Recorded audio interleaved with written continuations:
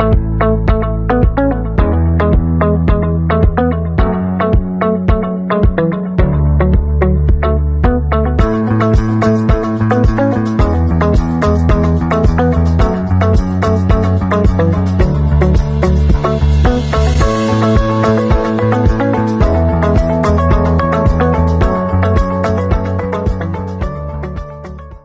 वालेकुम। Team 10 up और वकास ज़का की तरफ से ये इस कोर्स का लेक्चर 6 है। लेक्चर 6 में हम इंडिकेटर बेस्ड ट्रेडिंग को कवर करेंगे, जिसमें हम मुख्तलिफ इंडिकेटर्स का यूज़ समझेंगे कि इनको कैसे यूज़ करना है ट्रेडिंग के लिए। तो आपने पेन पेपर पेंसिल अपने पास रखनी है ताकि आप इंपॉर्टेंट पॉइंट्स को नोट डाउन कर सको। इंडिकेटर्स वो टूल्स होते हैं जिससे आप जो एनालिसिस कर रहे हो प्राइस डायरेक्शन का, उसको मज़ीद ये रिफ़ाइन करेंगे। ये बने हुए होते हैं कैलकुलेशंस पे जो बाइंग और सेलिंग एक्टिविटी हो रही होती है। प्राइस वॉल्यूम के हिसाब से वो आपको डायरेक्शन बताती है कि पॉसिबल क्या नेक्स्ट मूव हो सकता है। हर इंडिकेटर का अलग इस्तेमाल होता है क्योंकि उस पर डिफरेंट कैलकुलेशंस पे वो इंडिकेटर्स बने हुए होते हैं। इंडिकेटर्स को यूज़ करने के लिए आप ट्रेडिंग व्यू पे गए और आपको यहाँ पे इंडिकेटर्स का पैनल मिल रहा होगा। आपने इस पर क्लिक कर दिया तो आपको यहाँ पे मुख्तलिफ ऑप्शंस मिल जाएंगे। टेक्निकल्स पे जाएंगे और इंडिकेटर्स पे, तो आपके पास ये सारे बिल्ट इन ट्रेडिंग व्यू के इंडिकेटर्स हैं। फ्री वर्जन पे आप एक टाइम पे 3 इंडिकेटर्स यूज़ कर सकते हो। और जैसा कि आप देख सकते हो, अगर आप स्ट्रैटेजीज़ पे जाओगे तो आपके पास ये बिल्ट इन ट्रेडिंग व्यू की स्ट्रैटेजीज़ आ जाएंगी। वॉल्यूम प्रोफाइल की भी आपको मुख्तलिफ वॉल्यूम के ऑप्शंस मिल जाएंगे। ऑटो पे आपको और पैटर्न्स के ऑप्शंस मिल जाएंगे। आपको कैंडलस्टिक पैटर्न्स पर जाएंगे तो आपको मुख्तलिफ कैंडलस्टिक पैटर्न्स मिल जाएंगे। यहाँ पे फाइनेंशियल्स पर जाएंगे, ये स्टॉक्स के लिए होते हैं। क्रिप्टो में आपको ये ऑप्शंस नहीं मिलेंगे क्योंकि ये कंपनी बेस्ड इंफॉर्मेशन होती है जो सिर्फ स्टॉक्स की होती है। कम्युनिटी स्क्रिप्ट्स में जाएंगे तो आपके पास पब्लिक इंडिकेटर्स मिल जाएंगे क्योंकि ये सारे जो इंडिकेटर्स होते हैं ये स्क्रिप्ट्स पे बनते हैं जहाँ पे इनकी कैलकुलेशंस सेट हुई भी होती हैं। माई स्क्रिप्ट्स में जाएंगे तो आप अपने जो भी आपने स्क्रिप्ट खुद की बनाई होगी या आप कहीं से डाउनलोड करेंगे तो आपके सारी वो स्क्रिप्ट्स यहाँ पे आएंगी। तो दोस्तों, वन बाय वन हम मुख्तलिफ इंडिकेटर्स को बहुत डिटेल में कवर करेंगे और उन पर मैं आपको क्लियरली बताऊंगा कि आपने किस तरह उन पर ट्रेडिंग करनी है और उससे जो आपका एनालिसिस है वो और ज़्यादा रिफाइन होगा। तो दोस्तों, सबसे पहला इंडिकेटर RSI, इसका मतलब है रिलेटिव स्ट्रेंथ इंडेक्स।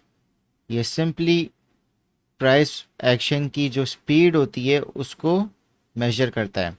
RSI की वैल्यूज़ 0 to 100 होती हैं। RSI आपको ये बता सकता है कि किसी भी चीज़ क्या वो ओवरबॉट टेरिटरी में, यानी कि लोगों ने बहुत ज़्यादा उसको ख़रीद लिया है और वहाँ से वो प्रॉफिट में उसको सेल कर सकते हैं, या ओवरसोल्ड है। इसका मतलब ये कि क्या उसका प्राइस इतना नीचे आ गया है कि ज़्यादा से ज़्यादा लोगों ने अब सेलिंग कर ली है तो आप वहाँ से बाइंग कर सकते हो। ये 2 रीजन्स मैं आपको बताऊंगा चार्ट्स पे। तो अगर सडन प्राइस मूवमेंट होगा तो सडन मूवमेंट आपको RSI में भी नज़र आएगा, और अगर स्लो प्राइस मूवमेंट होगा तो आपको वही स्लो मूवमेंट आपको RSI में नज़र आएगा। RSI आपको आइडिया देगा कि नेक्स्ट क्या प्राइस एक्शन या मूवमेंट हो सकती है। दोस्तों, आप गए इंडिकेटर्स पे और आपने लिखा RSI, तो रिलेटिव स्ट्रेंथ इंडेक्स आपके पास आ रहा होगा। आपने इस पर क्लिक कर दिया। जब आप इस पर क्लिक करोगे तो आपके पास ये RSI का पूरा पैनल आ जाएगा। तो दोस्तों, सबसे पहले हम इसकी सेटिंग्स करते हैं।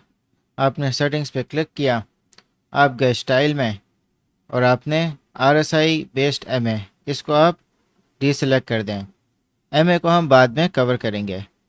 और उसके बाद आपने RSI मिडिल बैंड को भी डीसेलेक्ट कर दिया। डीसेलेक्ट करने के बाद आपने फिर ओके पे क्लिक कर दिया। तो दोस्तों, जैसा कि आप देख सकते हो कि मैंने ओवरबॉट और ओवरसोल्ड रीजन्स को मार्क कर दिया है। इनकी जो वैल्यूज़ होती हैं वो 30 और 70 होती हैं।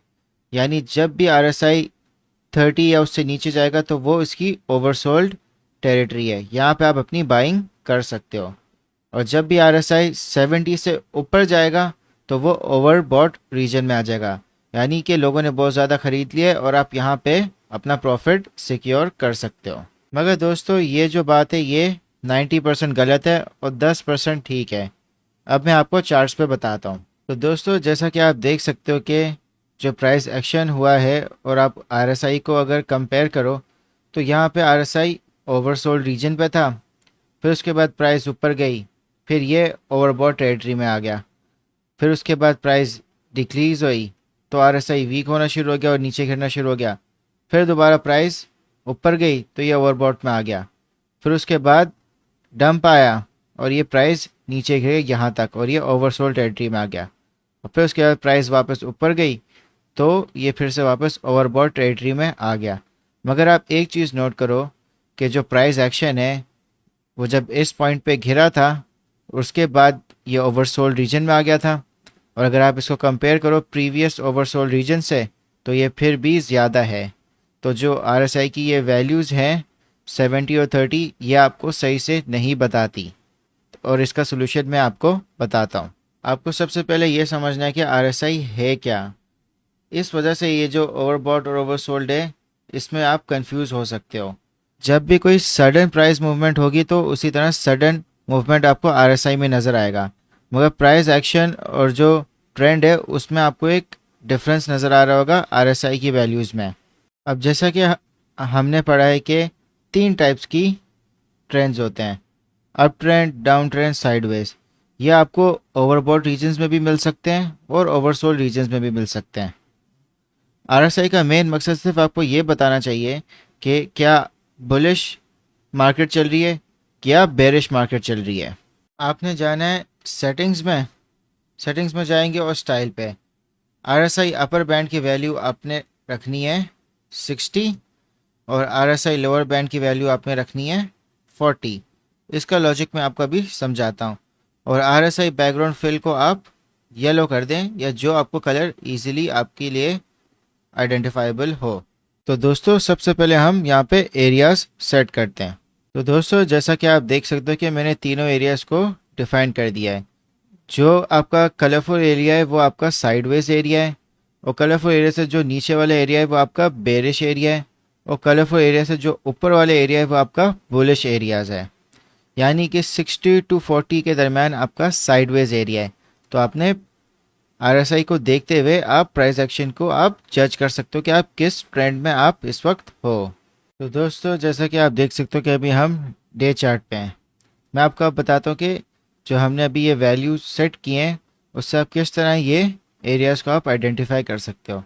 जैसा कि आप देख सकते हो कि यहाँ पे मैंने एक लाइन ड्रॉ कर दी और बिटकॉइन जो है वो अपनी बुलिश एरिया में आ गया, और आप देख सकते हो कि कितना ज़बरदस्त तरीके से यहाँ पे एक रैली आई ऊपर की तरफ इसकी, और ये मज़ीद जब तक इस एरिया में ये ऊपर रहा है तो आप देख सकते हो कि कितना इसका प्राइस ऊपर गया है, और जैसे ही ये इस एरिया से नीचे गिरा तो आपको यहाँ पे एक साइडवेज मूवमेंट आपको यहाँ पे मिल गई।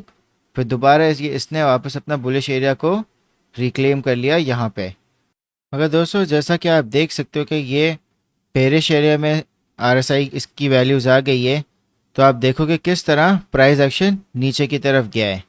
तो हमें यही चीज़ें आइडेंटिफाई करनी है कि किस एरिया में करेंटली हमारा प्राइस एक्शन है, ताकि आप प्रेडिक्ट कर सकते हो कि आगे का प्राइस एक्शन क्या होगा। तो इसलिए ये एरियाज़ को आइडेंटिफाई करना बहुत ज़रूरी है और यही चीज़ें आपको इंडिकेटर्स बताएगी। तो दोस्तों ट्रेड आपने हमेशा सपोर्ट और रेजिस्टेंस के साथ आपने करनी है। जैसा कि आप देख सकते हो कि इस पॉइंट पे बुलिश एरिया में आरएसआई आ गया है, और जो सपोर्ट और रेजिस्टेंस बन रही है यहाँ पे इसकी सपोर्ट बन रही है। जैसा कि आप देख सकते हो कि यहाँ पे इसकी सपोर्ट बन रही है और यहाँ पे इसकी रेजिस्टेंस है। तो आप सपोर्ट पे अपना स्टॉप लॉस लगा सकते हो, और जैसे ही आरएसआई आपका बुलिश एरिया में आया आपने वहाँ पे लॉन्ग की पोजीशन एंटर कर ली या आपने स्पॉट पे बाइंग कर ली, और आप देख सकते हो कि रिस्क टू रिवॉर्ड रेशियो आपका किस तरह बन रहा है। 41.69% आपका रिटर्न है और 15.53% इन केस आपका स्टॉप लॉस हिट हो गया। आपने एग्जिट हमेशा इस तरह करना है कि आरएसआई को ऑब्जर्व करना है, और रेकमेंडेड आपका एग्जिट हो सकता है 80 टू 90 वैल्यू पे। तो आप इस तरह अपनी ट्रेड को ओपन करके, तो दोस्तों जो रेकमेंडेड आपने अपनी ट्रेड एग्जिट करनी है वो आरएसआई जब 80 टू 90 पे होगा, मगर आपने आरएसआई को ऑब्जर्व करते हुए अपनी ट्रेड एग्जिट करनी है। जहाँ पे आपको लगे कि आरएसआई में पुल बैक आ रहा है तो आप अपनी ट्रेड क्लोज कर देना। तो आपको दोस्तों इस तरह आपको एक बहुत अच्छी ट्रेडिंग स्ट्रेटजी आपकी आरएसआई के थ्रू बन सकती है। इसी तरह जहाँ पे बुलिश एरिया आपका ख़त्म अगर इन केस हो रहा है तो आप वहाँ से आप शॉर्ट की पोजीशन एंटर कर सकते हो और आप आरएसआई को ऑब्जर्व करते हुए अपनी ट्रेड एग्जिट कर सकते हो। अगर आपको मज़ीद रूम मिल जाता है कि ये आरएसआई की वैल्यू बेरिश एरिया में जाएगी तो आप वहाँ तक अपनी ट्रेड ओपन कर सकते हो। दोस्तों आपने जो इसकी सेटिंग्स हैं वो आपने 60-40 पे रखनी है, क्योंकि 60-40 की वैल्यूज़ पे आपको ये तीनों एरियाज़ मिलेंगे। बाकी आप कोई और वैल्यू रखोगे तो आपको वो एरियाज़ काफ़ी डिफ़िकल्ट होंगे मिलना। और आपने क्या करना है कि जब आप इसकी सेटिंग्स में जाओगे तो आपने सेव एज डिफ़ॉल्ट पे रखना है, तो ये आपके हर चार्ट पे आपकी ये वैल्यूज़ ऑटोमेटिक सेट हो जाएंगी। तो दोस्तों मैं अब आपको कुछ स्टेप्स बताता हूँ आरएसआई के। आपने हमेशा बड़ी टाइम फ्रेम्स में जाना है, जैसे डे चार्ट या वीकली चार्ट। वीकली चार्ट में आप देख सकते हो कि किस तरह आपको दो बुल रन अभी जो रिसेंट हुए वो आपको बता रहा है। जैसा कि आप देख सकते हो कि इस पॉइंट पे बिटकॉइन ने बुलिश टेरिटरी एंटर कर ली, 60 से ऊपर इसकी वैल्यू चली गई। तो आप देख सकते हो कितना अच्छा इसका एक बुल रन बना था। फिर यहाँ पे इसका बुल रन ब्रेक हो गया जैसे ही ये 60 की वैल्यू से नीचे आ गया। आरएसआई के मुताबिक इसकी साइडवेज मूवमेंट हुई, फिर इसमें मगर एक बहुत अच्छा इंक्रीज आया आरएसआई की वैल्यू में, और आप देख सकते हो कि ये 60 की वैल्यू में वापस एंटर हो गया और यहाँ पे एक दोबारा बुल रन शुरू हो गया। तो आपने हमेशा बड़ी टाइम फ्रेम्स में जाके आरएसआई को नोट करना है और फिर आप छोटी टाइम फ्रेम्स में अपनी ट्रेड कर सकोगे, क्योंकि आपको ट्रेंड पता होगा कि बड़े टाइम फ्रेम्स में क्या हो रहा है और बिग पिक्चर में क्या ओवरऑल ट्रेंड है। तो आपके लिए बहुत आसानी हो जाएगी ट्रेडिंग करने में। दोस्तों एक और इम्पॉर्टेंट बात है, जब भी आपका बेरिश एरिया से साइडवेज मूवमेंट पे वैल्यू आएगी यानी 40 की वैल्यू पे आ जाएगी, तो और उससे जितना भी ऊपर एरिया होगा वो बुलिश एरिया होगा। जैसा कि आप देख सकते हो कि यहाँ पे बेरिश एरिया से 40 के ऊपर वैल्यू गई, फिर उसके बाद बुलिश एरिया तक एंटर हो गई। तो आपका यहीं से आपका पूरा 60 से ऊपर तक की वैल्यू का आपका बुलिश एरिया होगा, जैसा कि मैं आपको एरो में दिखा सकता हूँ। तो अपनी ट्रेड 40 की वैल्यू पे आप ले सकते हो, मगर आप आरएसआई को अच्छे से ऑब्जर्व करके आप ट्रेड लो, क्योंकि 40 की वैल्यू पे आके रीटेस्ट भी होता है जब भी बेरिश एरिया से आरएसआई आता है। और इसी तरह जब भी आपका आरएसआई बुलिश एरिया 60 का लेवल ब्रेक करता है तो आप एक्सपेक्ट कर सकते हो कि वो बेरिश एरिया में भी जाएगा। तो आप 60 के लेवल से आप शॉर्ट कर सकते हो बेरिश एरिया तक। जिस तरह आप देख सकते हो कि यहाँ इस केस में हुआ है कि 60 की वैल्यू ब्रेक हुई और ये बेरिश एरिया तक आ गया, तो आप बहुत अच्छा प्रॉफिट कर सकते हो। आप 40 के एरिया तक भी एग्जिट कर सकते हो। तो दोस्तों एक और इंडिकेटर है जो आपके आरएसआई स्ट्रेटजी को और मज़ीद रिफाइन कर लेगा, यानी कि जो आप एनालिसिस आरएसआई पे आप कर रहे होगे उसको और मज़ीद रिफाइन कर देगा। आपने इंडिकेटर्स पर जाना है और सर्च करना है स्टॉक आरएसआई। अब क्लिक कर लें तो ये आपका सेट हो जाएगा। स्टॉक आरएसआई में आपने कोई भी सेटिंग नहीं करनी। आपके पास बिल्कुल आरएसआई की तरह 3 जोन होंगे, आपका बुल जोन, या आपका साइडवेज जोन और ये आपका बेरिश जोन। स्टॉक आरएसआई का सिंपल सिर्फ एक काम है कि ये आपको अर्ली इंडिकेशन दे देगा कि क्या ट्रेंड ख़त्म होने वाला है या नहीं। जैसा कि आप देख सकते हो कि यहाँ पे 60 से वैल्यू ऊपर थी और किस तरह आरएसआई में ये वैल्यू 60 को इसने ब्रेक कर दिया, मगर स्टॉक आरएसआई में ये वैल्यू पहले से ही ब्रेक हो गई। तो आपको ये मज़ीद और कंफर्मेशन दे देगा ट्रेंड पहचानने में। जैसा कि आप देख सकते हो कि ये बेरिश जोन में थे हम लोग यहाँ पे, और किस तरह आरएसआई अपवर्ड मूवमेंट में गया है, मगर स्टॉक आरएसआई आपको पहले से ही इसने बता दिया कि यहाँ पे एक बहुत अच्छा एक अपवर्ड मूव आने वाला है। आपने आरएसआई और स्टॉक आरएसआई दोनों एक साथ यूज़ करने हैं, तो जो आपका एनालिसिस होगा वो और काफ़ी बेहतर होगा। आप आरएसआई पे पहले एनालिसिस करें, फिर जो एनालिसिस है अपना उसको कंफर्म करें स्टॉक आरएसआई से, तो जो आपकी ट्रेड है वो काफ़ी अच्छी हो जाएगी। तो दोस्तों ये सारी बातें थी आरएसआई के बारे में। नेक्स्ट वीडियो में हम मज़ीद इंडिकेटर्स को कवर करेंगे।